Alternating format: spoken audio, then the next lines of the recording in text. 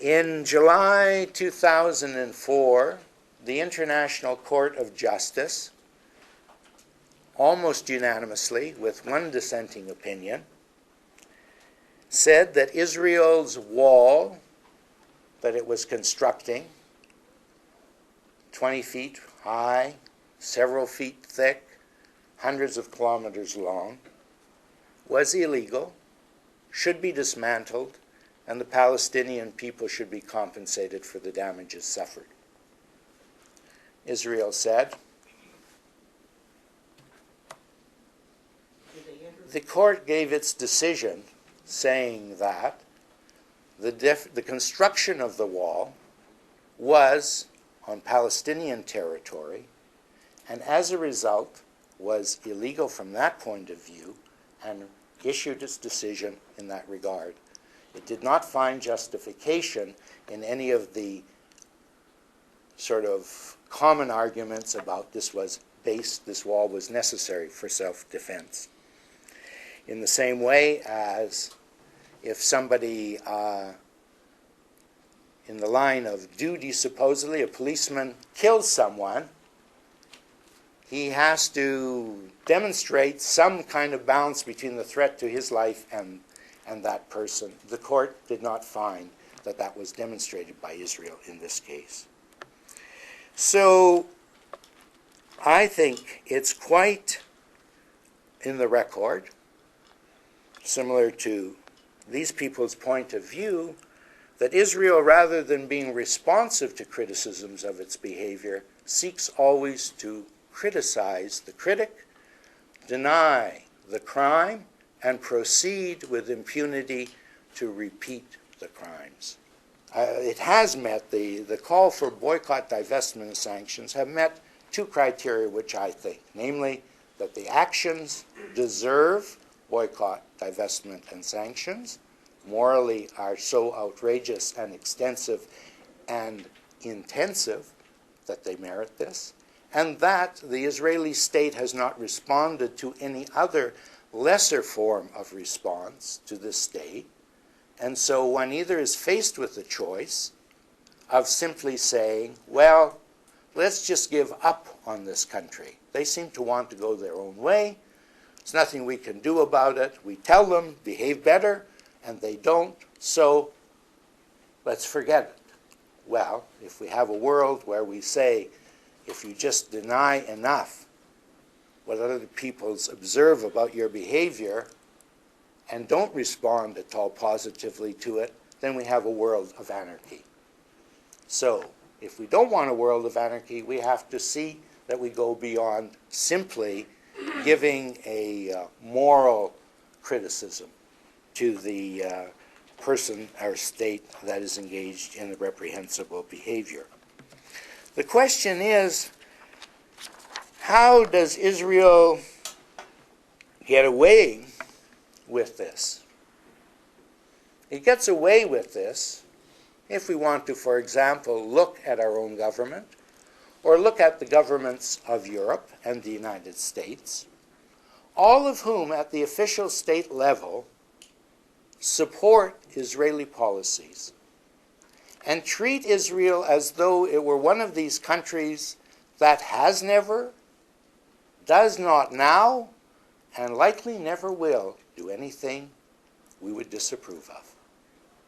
So you have at the present time a situation where the Israeli government, very anxious to make a great deal of its 60 years since its declaration of existence in May of 1948, has had leader after leader of Europe visit Israel during the time that we're having a siege of Gaza, in the terms that I've described it. And these leaders say nothing critical at all about what Israel is doing, and simply say, it's wonderful, it's wonderful, it's wonderful. And those states act in part because there are very powerful lobbies within our own countries, in the media, in government, that push for exactly our governments to be adulatory. So, in the case of the Canadian government, when Israel invaded Lebanon and bombed it, to the shock of most people in the world, the Canadian government said what? No, they said this was a measured response. In other words, our government gave, when a Canadian peacekeeping soldier working for the United Nations, trying to observe what had been going on before this war started, was killed intentionally along with 3 other United Nations observers in the south of Lebanon, our Prime Minister almost thought it was an embarrassment to say anything about the life lost of this Canadian soldier. To die in Afghanistan, killing Afghanis, is a patriotic duty. To be killed by the Israelis, acting as a United Nations peacekeeper, is to be ignored. So it would seem one could be without hope if you looked at the record of criminal acts, the support of these by most governments of the quote-unquote civilized world. But there's an interesting phenomenon that the popular opinion of people, despite the media we receive and the government commentary we get and the academic observations we're subjected to, is not echoing the mantra of wonderful, wonderful Israel. You have a situation where people, I guess the old saying, a picture is worth 1,000 words. A picture of an Israeli soldier in the first Intifada shooting at a child with a stone in their hand makes people kind of think, what is happening here? People may not understand the history, they may not understand the structures, but they find something at odds between that picture and the picture of that given by our media, of a country that is always defending itself, a country that's always at danger, a country that always acts honorably, a country whose people are on the verge of extermination, etc. When 500,000 people break out of a walled enclosure of their the most densely populated area of the world, actually, in Gaza, people say, what's happening there? People ask questions of themselves, consciously or less than consciously, but nonetheless an element of skepticism about official versions comes to mind. And that, in fact, is one of our things to be hopeful about. And for the people who are firm defenders of Israel, it's one of the things they worry about. So, for example, in 2004, an executive director of the Canada-Israel Committee, which is a lobby group on behalf of the Israeli government, wrote in an edition of his magazine, The Israel Advocate, that, quote, "Our recent polling suggests that the more Canadians become familiar with the conflict, the more they tend to sympathize with the Palestinians." Now, if you don't want people to sympathize with the Palestinians, and more information is in fact leading to that greater sympathy, then you must say, let's cut off greater information. And so the effort becomes to intimidate, censor, and silence all critical voices on the question of Israel. And campaigns are launched in that regard. So, for example, I recently have been sued by CanWest, the major media conglomerate in Canada, for something I didn't do, namely produce a satirical production of the Vancouver Sun, one of their papers, which critiqued their production of news on the Middle East, in particular Israel and Palestine. But I have been identified for the suit as an effort to intimidate me and you from thinking and expressing thoughts critical of Israel, because I'm known as somebody who has been doing this for many, many years. So whether I was involved or not, and they say no evidence that I was involved, nonetheless, they are quite prepared to sue me on that basis. And so you have many cases of that kind. I'm not unique in that regard. Desmond Tutu, a man you may have some knowledge of and some opinions of, has been accused of being an anti-Semite as a way to try and silence him and discredit him from saying that Israel is an apartheid state. In fact, the apartheid is worse than that which existed in South Africa. Why raise the rhetoric to that level except to try and cut off exploration, discussion of the issue?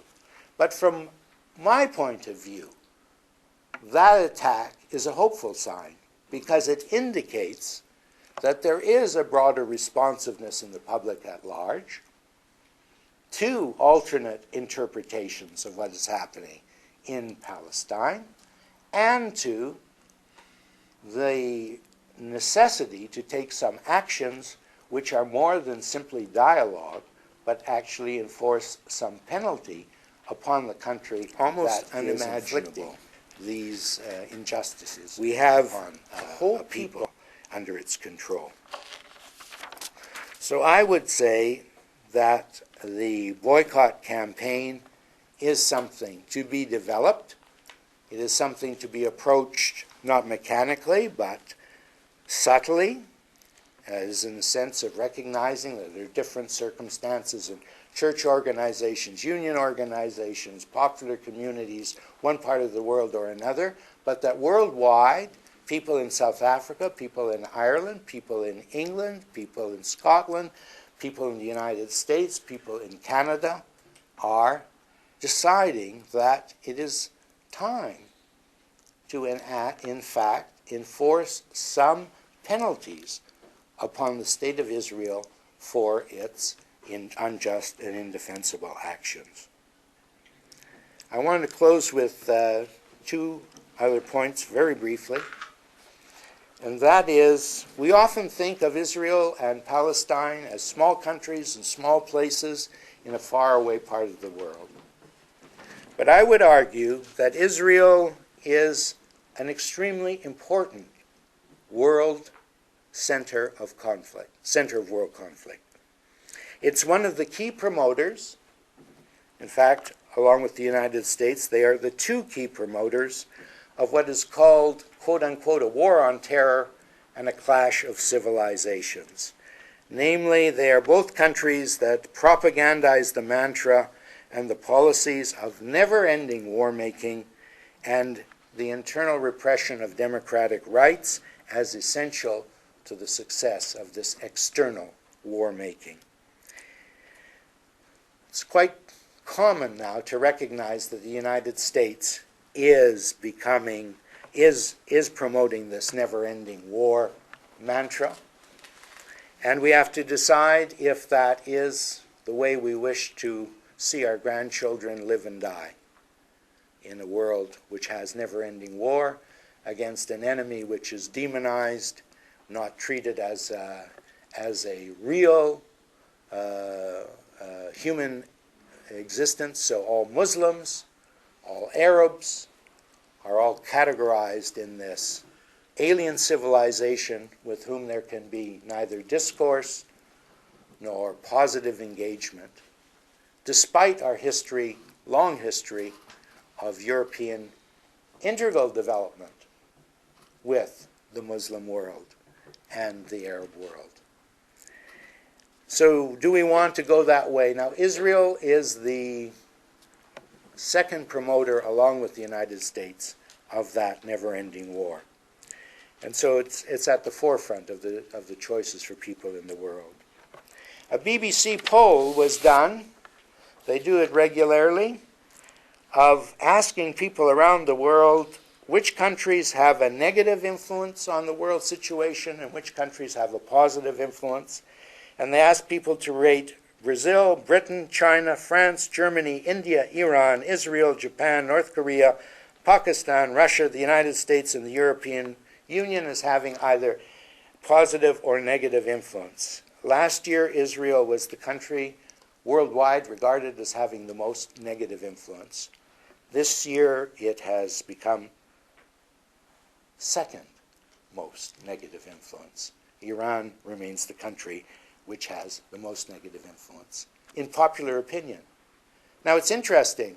If you look at our media, you would say people would have almost no reason to consider Israel has negative influence on the world and every reason to think that Iran does. But regardless of the media, popular opinion seems to have Israel near the top of the scale for a negative influence. The corollary of this is that as the United States goes, so goes Israel. We're an integral part, we're part of an integral world system. The social engineers in Washington who initiated the war on the people of Iraq are, to their sorrow, and certainly to the Iraqi people's sorrow, but to their sorrow, are discovering that their social engineering cannot isolate one part of the world and expect that everything else, everywhere else, is going to remain stable. And they can just go around and change regimes and change social structures and just do it one country at a time. It's backfired completely on them. And in fact, the U.S. empire is in a crisis, aggravated by its self-deception that it could militarily dominate everyone. Israel's fate is linked to that of the U.S. empire.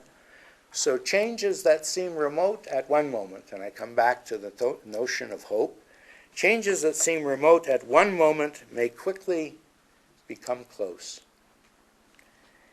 And I am not in the game of making predictions. I'm only trying to offer analysis for your consideration.